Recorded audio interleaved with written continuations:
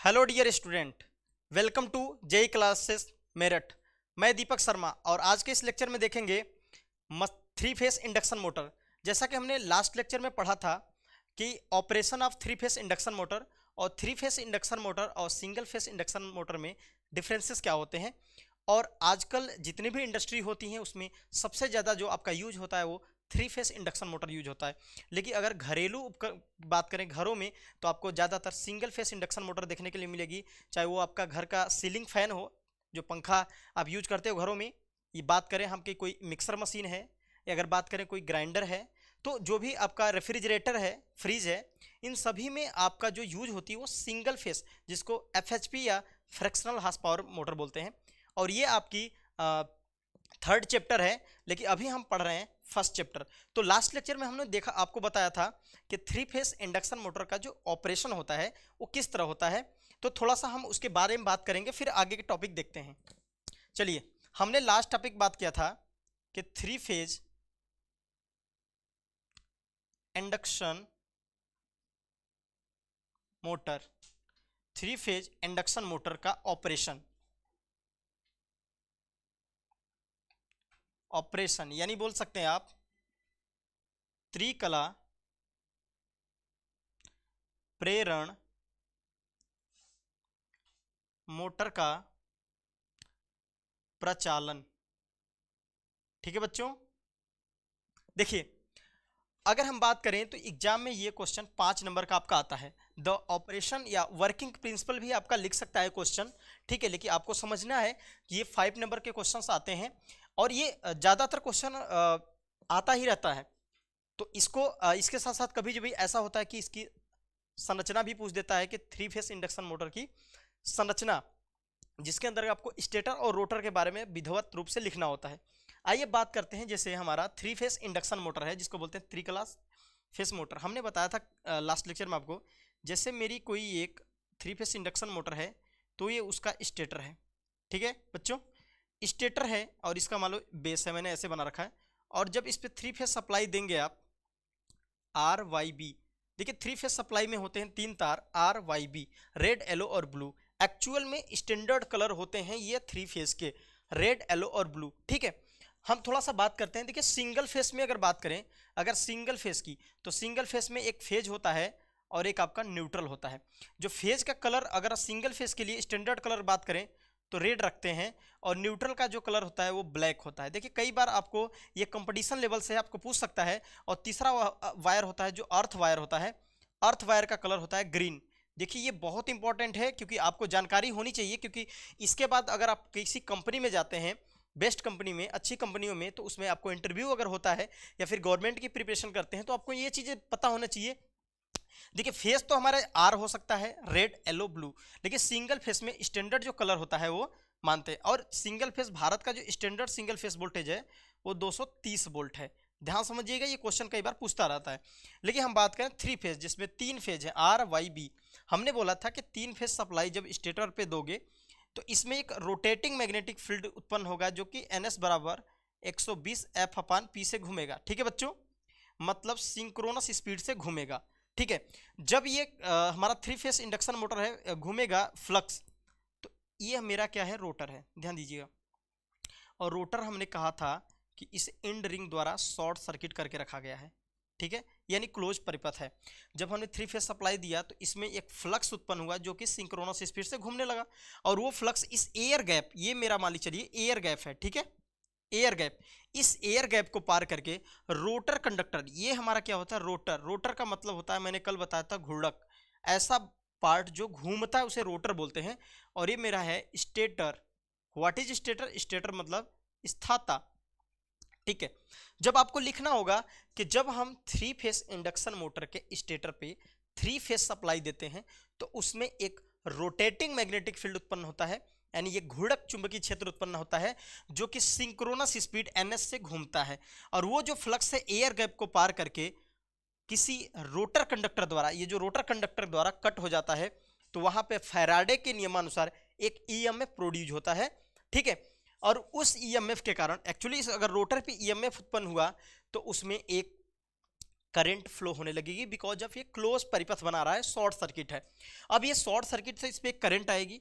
और आपने पढ़ा है motor, DC motor, previous year आपने पढ़ चुके हैं कि मोटर का कॉन्सेप्ट कहता है कि जब किसी करंट कैरिंग कंडक्टर को यानी धारा प्रवाह करते हुए चालक को चुंबकीय क्षेत्र में रखेंगे तो उस पर एक टार्क यानी बल कार्य करने लगता है, एक फोर्स अप्लाई होता है जिसके कारण एक बलाघूर्ण उत्पन्न होता है। सो दैट यहाँ पे देखिए कि यहाँ पे एक टार्क उत्पन्न होगा और रोटर घूमने लगेगा। हमने लास्ट लेक्चर में बात किया था कि ये फ्लक्स जो घूम रहा है सिंक्रोनस स्पीड, और मान लीजिए रोटर जिस स्पीड से घूमता है उसे मानते हैं रोटर स्पीड, एनआर मतलब कि रोटर स्पीड। ठीक है, अब आता है एनआर। एक टॉपिक आता है जिसको बोलते हैं स्लिप, जिसको बोलते हैं हिंदी में सरपण। ठीक है जी, सरपण या सर्पी लिख के आता है, या इंग्लिश में इसको बोलते हैं स्लीप। ध्यान दीजिएगा, स्लीप क्या होता है? 3 फेस इंडक्शन मोटर में सिंक्रोनस स्पीड तथा रोटर स्पीड के अंतर को क्या बोला मैंने? सिंक्रोनस स्पीड, सिंक्रोनस स्पीड तथा रोटर स्पीड, रोटर स्पीड यानी एनआर के अंतर को, के डिफरेंस को क्या बोलते हैं जी? स्लीप कहते हैं, स्लीप कहते हैं। ठीक है, ये कई बार पूछ देता है कि स्लीप, या इसको सर्पी के नाम से भी जानते हैं। मीन्स के स्लीप जो होगा वो, अगर हमें परसेंटेज स्लीप निकालना है तो आपको ये फार्मूला लगाना पड़ेगा, NS माइनस NR अपान NS इंटू 100। अगर आपको परसेंटेज स्लीप लगाना है तो ये फार्मूला आप लगाओगे।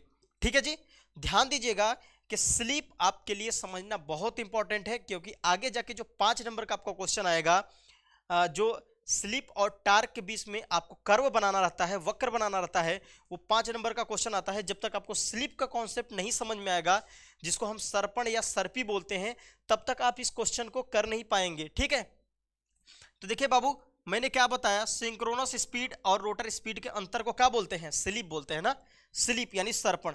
यानी कि अगर हम बात करें कि हमारी मोटर की स्पीड ज्यादा कब होगी? जब स्लिप का मान ज्यादा होगा या कम होगा।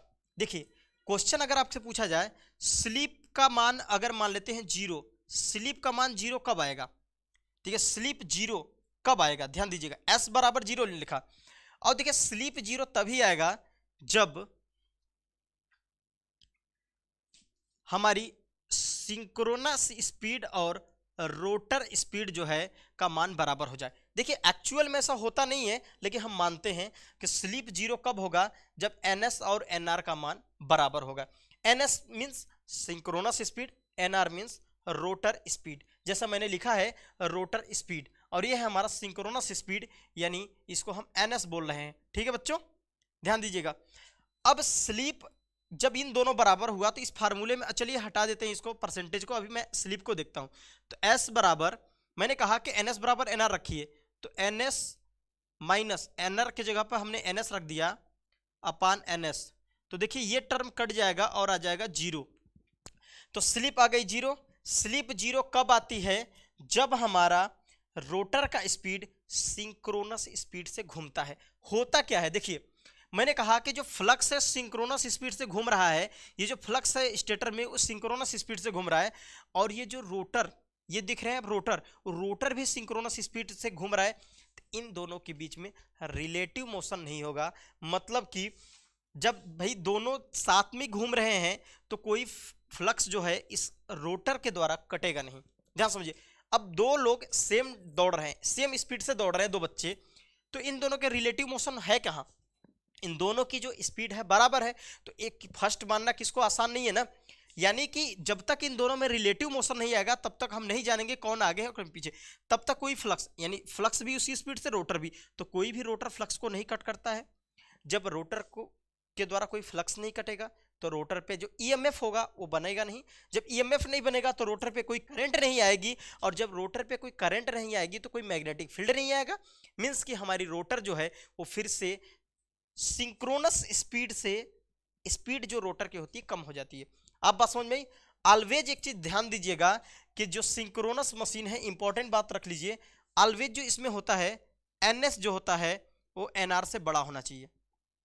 क्वेश्चन आपसे पूछ सकता है कि स्लिप नेगेटिव कब होती है, वो अलग बात है, आपसे पूछेगा स्लिप नेगेटिव से क्या तात्पर्य है इसको बताइए, तो आपको बताना है कि स्लिप नेगेटिव कब होगी। लेकिन पहली बात समझिए, जो सिंक्रोनस स्पीड है हमें रोटर उसका स्पीड कम होना चाहिए। ऐसा क्यों हो रहा है, देखिए मैंने कहा कि जो फ्लक्स है वो ns स्पीड से घूम रहा है, देखो घूम रहा है, घूम रहा है, फील करो ऐसा घूम रहा है ना, और रोटर भी उसी स्पीड से घूम रहा है भाई। जब दोनों एक ही स्पीड से घूम रहा है तो रोटर फ्लक्स को कहाँ कट किया, जब फ्लक्स नहीं कट किया तो इस पे ईएमएफ नहीं आया, जब इस पे ईएमएफ नहीं आया तो कोई करंट नहीं आई, अब जो कोई करंट नहीं आई तो कोई फोर्स नहीं लगेगा, जब कोई फोर्स नहीं लगेगा तो रोटर घूमेगी कहाँ से, ध्यान समझ में।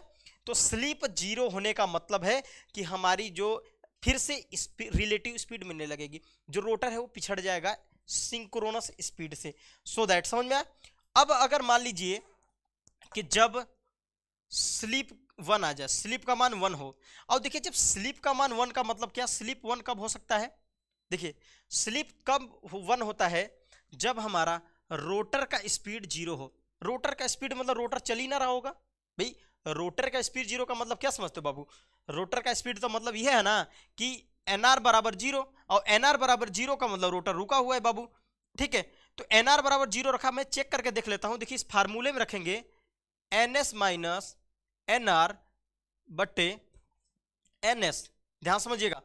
देखिए अगर मैं कह रहा हूं कि रोटर की स्पीड जीरो है तो इस टर्म को हम जीरो कर दें तो N S upon N S, देखिए एन एस से एन एस कट जाएगा बिकॉज ऑफ ये जीरो रख चुका हूं, सो दैट हमारा आ जाएगा वन। देखिए स्लीप वन आ गया। अब जब स्लीप वन आता है उसे बोलते हैं स्टैंड स्टील कंडीशन, ध्यान समझिएगा, stand steel condition. Three phase induction motor में स्टैंड स्टील कंडीशन क्या होती है, जब रोटर हमारा रुका हुआ है, अभी रोटर चला नहीं हुआ है तो उसे बोलते हैं स्टैंड स्टील। स्टैंड मतलब आपको पता ही खड़ा होना, ठीक है, रुका हुआ। तो स्टैंड स्टील कंडीशन कब होगा, जब स्लिप का मान वन होगा। तो दो पॉइंट्स मिला कि आपका मैक्सिमम जो स्लिप हो सकता है वन हो सकता है और मिनिमम जो स्लिप है वो जीरो हो सकता है। मीन्स कि हमारी अभी तक हमें ये नहीं पता चला कि जो मोटर है उसकी स्पीड ज़्यादा हमें कब मिलेगी, जब स्लिप हमारा जीरो के करीब होगा या स्लिप हमारा वन के करीब होगा। आइए देखते हैं, ठीक है, जल्दी से आप स्क्रीनशॉट ले लीजिए या इसको नोट कर लीजिए। चलिए बच्चों इसको रफ करता हूं मैं।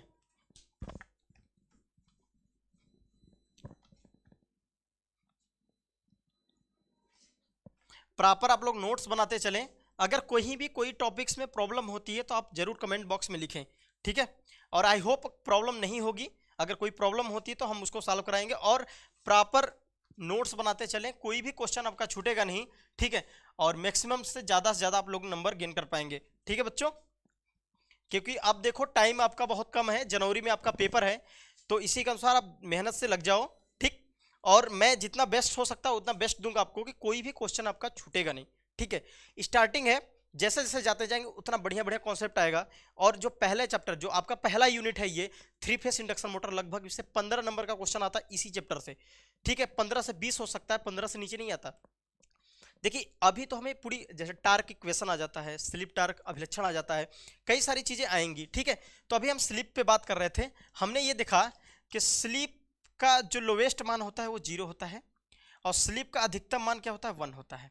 हमें बात ये करनी है कि स्पीड हमें ज़्यादा कब मिलेगी, जब स्लिप का मान जीरो के करीब हो या स्लिप का मान जीरो वन पे हमें स्पीड तो हमें क्या मिल रही है, नहीं मिल रही है ज़्यादा, क्योंकि स्पीड तो कम ही हो जा रही है, यहाँ पे स्लिप जीरो हो रहा है तो वन पे तो स्टैंड स्टिल कंडीशन है।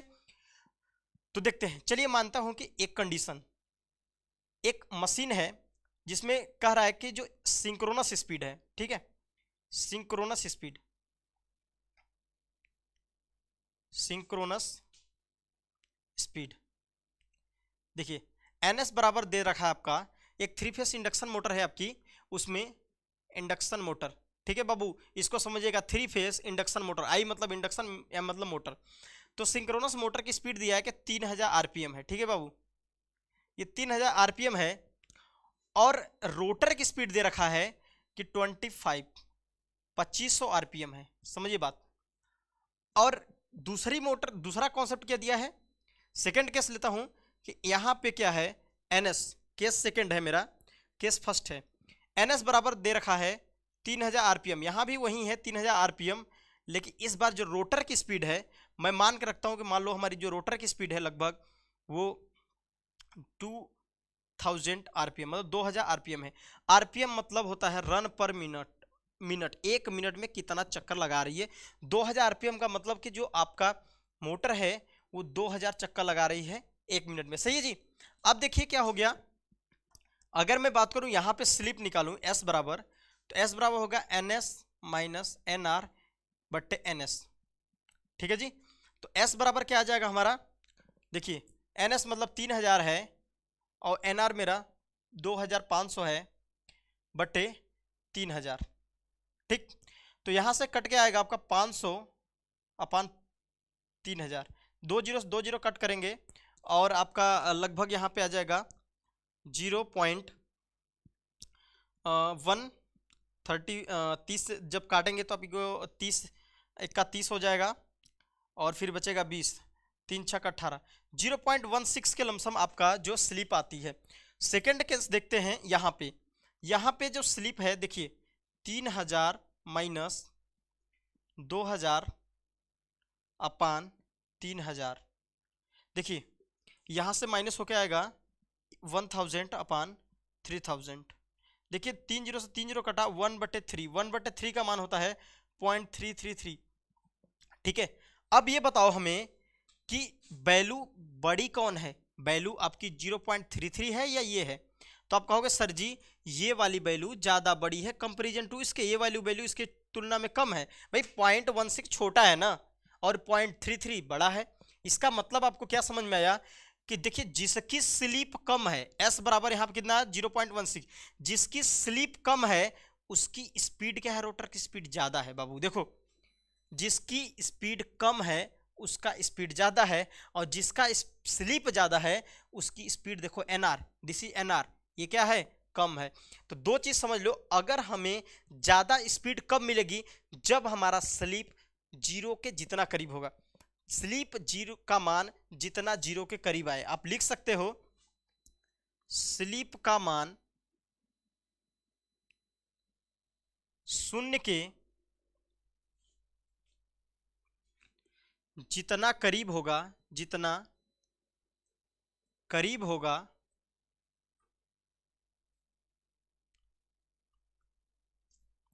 देखिए स्लीप का मान शून्य के जितना करीब होगा, स्पीड कौन सी स्पीड, रोटर स्पीड, ठीक है, उतनी अच्छी होगी। ठीक है बालकों, देखिए हमने बोला कि स्लीप जितना जीरो के करीब होगा उतना ही हमारा बेटर से बेटर स्पीड मिलेगी और जितना हम 1 के करीब जाएंगे उतना ही कम स्पीड मिलेगी। जैसा कि आप देख लो, अगर स्लिप का मान यहाँ देख रहे हैं तो इससे ज़्यादा है, तो स्पीड देखो कम है, जबकि यहाँ पे स्लिप का मान कम आया तो हमारी स्पीड क्या है 2500 आरपीएम, यहाँ पे 2000 आरपीएम। तो इस तरह से आपको दो पॉइंट समझ में आते हैं कि जब स्लिप का मान जीरो के करीब होगा तो वो कंडीशन क्या होगी, वो हमारी होगी जीरो के करीब होने पे रोटर की जो स्पीड होगी ज़्यादा मिलेगी, और जब स्लिप का मान 1 आएगा तो रोटर की स्पीड हमें कम मिलेगी। चलिए ये तो हमारी बात आती है स्लिप की, यहां से आपको समझ में आना चाहिए। ठीक है, आई बात समझ में। चलिए अब जैसे सपोज कर लो एक क्वेश्चन आपसे पूछता है, एक क्वेश्चन दे रहा है आपका, देखिए 5 नंबर में भी क्वेश्चंस आते हैं। कह रहा है कि एक त्रिकला जिसको बोलते हैं 3 फेज प्रेरण मोटर कह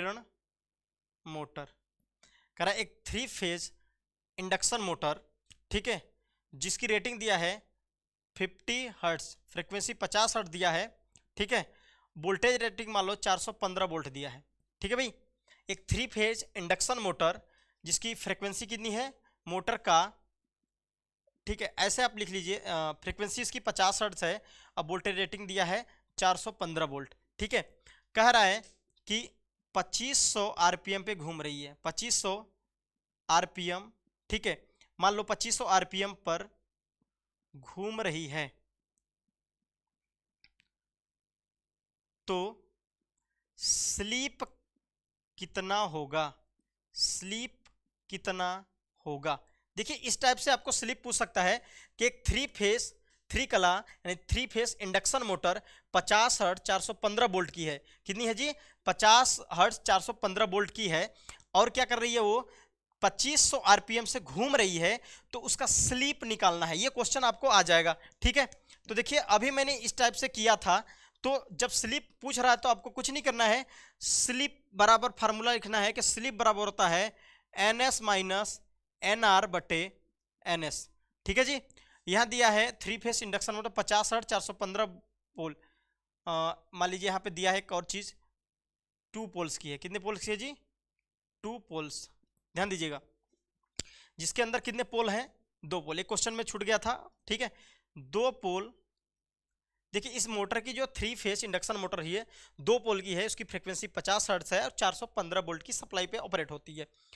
अब बात करते हैं जो स्लिप निकालने का, तो स्लिप निकालने के भैया सबसे पहले एनएस चाहिए। एनआर तो चलो दे दिया है कि घूम रही है, रोटर की स्पीड है। भाई स्टेटर तो घूमता नहीं है ना, घूमता तो रोटर है, और रोटर की स्पीड दे रहा है 2500।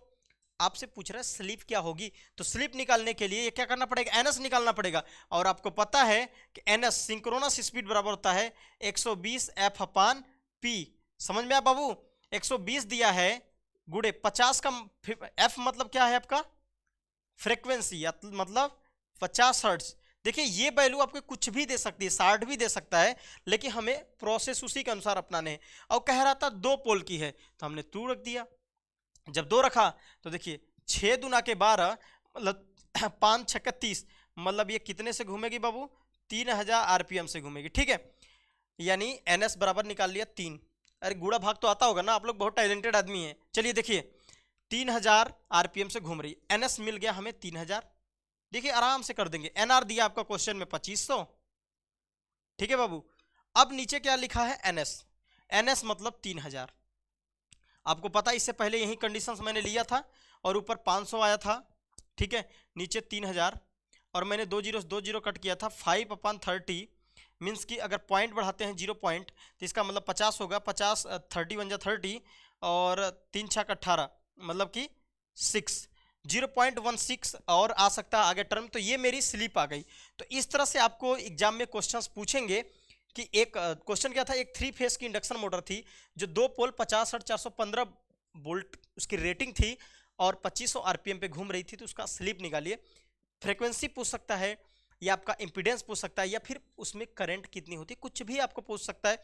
हम एक एक चीज कराएंगे कि आपके जो भी 5 नंबर का न्यूमेरिकल आता है वो फिक्स हो जाए। जान लीजिए कि आज का जो एग्जाम का पैटर्न है वो ज़्यादा थ्योरी पे बेस रहता है, लेकिन अगर न्यूमेरिकल आ जाता है तो इसमें देखिए 5 के 5 नंबर। थ्योरी कितना भी अच्छा लिख के आएंगे आपको 5 में से 4 नंबर, 4.5 नंबर। बहुत अच्छी राइटिंग है तो 4.5 नंबर मैटर में। लेकिन न्यूमेरिकल एक ऐसा पोर्सन होता है जो 5 में 5 नंबर आपको पूरा में पूरा दिलाता है। तो इसीलिए न्यूमेरिकल्स बहुत हार्ड तो है नहीं, और मैं इतना अच्छे से आप लोग कराऊंगे कि बहुत आसान कम टाइम में इसको कंप्लीट कर लेंगे। ठीक है बच्चों, चलिए देखिए इसको रफ कर दें। आई होप आप लोग को ये चीजें समझ में आई होंगी। चलो अच्छा, एक आप लोग बात बताओ कि जो सिंगल फेस इंडक्शन मोटर होती है घरों में हम यूज करते हैं, उसमें कंडेंसर क्यों लगाते हैं? बताओ बाबू, कमेंट बॉक्स में लिखिएगा जरूर। देखिए हम बताते हैं आपको। 3 फेस इंडक्शन मोटर जो होती है उसमें कंडेंसर नहीं लगाते हैं, जिसको कैपेसिटर बोलते हैं ना बाबू। देखिए आपको पता है पहचान, 3 फेस जो सिंगल फेस इंडक्शन मोटर होती है ना, single phase induction motor, induction motor 3 face induction motor में हम किसका प्रयोग करते हैं? कैपेसिटर का, कैपेसिटर का। और 3 फेस इंडक्शन मोटर में हम कैपेसिटर का प्रयोग नहीं करते। चलिए हम थोड़ा सा डिफरेंस इसके बारे में देख लेते हैं। हो सकता है बाय द वे क्वेश्चन आपका डिफरेंस बना दे, तो आप लिखेगा डिफरेंस बिटवीन सिंगल फेस और 3 फेस। यहां पे लिखना है आपको 3 फेस इंडक्शन मोटर। ठीक है, इसको बोलते हैं एकल कला, एकल कला प्रेरण मोटर, और ये होती है हमारी त्रिकला प्रेरण मोटर। ठीक है जी, चलिए इन दोनों में डिफरेंस क्या होते हैं, चलिए पहला बात करें तो ये सेल्फ स्टार्ट नहीं होती हैं, यानी single phase motor self start नहीं होती हैं। जो हमारी सिंगल फेस मोटरें होती हैं वो सेल्फ स्टार्ट नहीं होती हैं, जबकि हमारी जो थ्री फेस मोटर होती है, three phase induction motor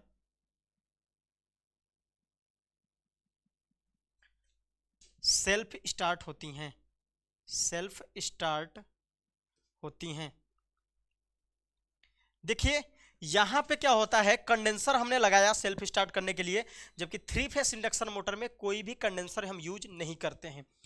second अगर पॉइंट करें बात कि अगर यहां पे सेकंड अगर डिफरेंस लिखना हो, सिंगल फेस में कैपेसिटर का प्रयोग किया जाता है, कैपेसिटर का प्रयोग करते हैं, का प्रयोग होता है, और यहां पे कैसा होता है जी, कैपेसिटर का प्रयोग नहीं होता। कैपेसिटर को जो संधारित्र बोलते हैं, क्या बोलते हैं जी, संधारित्र, ठीक है। यहां पे कैपेसिटर का प्रयोग नहीं होता है। सेकेंड डिफरेंस हो गया कि जो सिंगल फेस की मोटर होती है उसमें कैपेसिटर का प्रयोग करेंगे, और थ्री फेस की मोटर है तो उसमें कंडेंसर नहीं लगा रहेगा, जो कैपेसिटर बोलते हैं, ठीक है। ये पहचान है आपकी। और नेक्स्ट डिफरेंस क्या होता है, देखिए जो सिंगल फेस की मोटरें होती हैं, अगर इसके बल आघूर्ण की बात करें, बल आघूर्ण, ध्यान दीजिएगा, बल आघूर्ण जिसको हम टार्क बोलते हैं, क्या बोलते हैं जी, टार्क, जो इसका स्टार्टिंग टार्क कम होता है।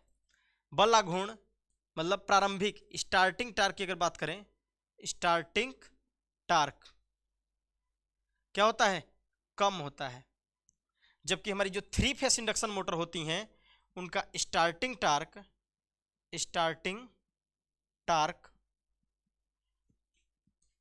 सिंगल फेज की अपेक्षा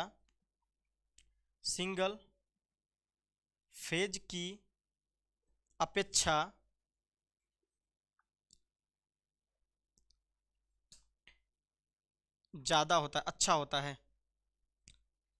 अधिक होता है, ठीक है। देखिए हमने बोला जो सिंगल फेस मोटरें होती हैं वो सेल्फ स्टार्ट नहीं होती हैं, थ्री फेस इंडक्शन मोटर होती है हमारी सेल्फ स्टार्ट होती हैं। और बात करें कंडेंसर प्रयोग नहीं कर, सिंगल फेस में हम कैपेसिटर जिसको कंडेंसर बोलते हैं, संधारित्र प्रयोग करते हैं, जबकि यहाँ पे संधारित्र का प्रयोग नहीं करते। सिंगल फेस मोटर जो होती है उसका टार्क बल्लाघूर्ण बहुत ज़्यादा नहीं होता है, मतलब स्टार्टिंग टार्क कम होता है, जबकि थ्री फेस इंडक्शन मोटर का स्टार्टिंग टार्क बहुत ज़्यादा होता है। और अगर बात करें इसका तो देखिए ये ज़्यादा रेटिंग की आएंगी, ये जो थ्री फेस इंडक्शन मोटरें होती हैं वो ज़्यादा रेटिंग की आती हैं, जबकि सिंगल फेस मोटर जो होती है वो कम रेटिंग की आती हैं।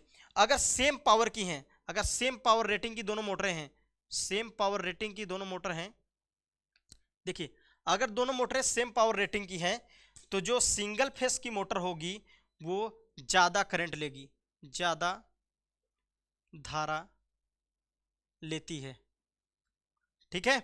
लेकिन जो थ्री फेस की इंडक्शन मोटर होती है, अगर देखिए दोनों सेम रेटिंग की कंडीशन बता रहा हूं, अगर ये भी 5 HP की है और ये भी 5 HP की है तो ये क्या करेगी, थ्री फेस की मोटर कम धारा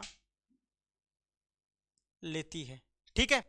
चलिए आज के आप इसको स्क्रीनशॉट ले सकते हैं। और हमने आज के लेक्चर में आपको बताया कि जो थ्री फेस इंडक्शन मोटर का ऑपरेशन कैसे होता है। मैंने बताया था कि जो थ्री फेस इंडक्शन मोटर होती हैं वो विद्युत चुंबकीय प्रेरण के सिद्धांत पे कार्य करती हैं।